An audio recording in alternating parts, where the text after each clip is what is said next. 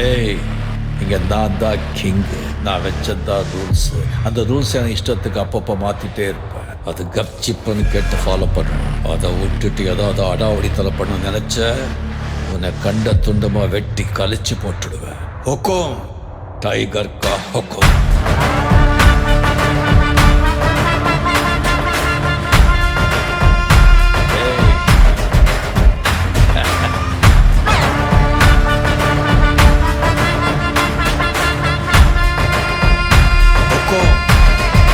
tiger கலவரம்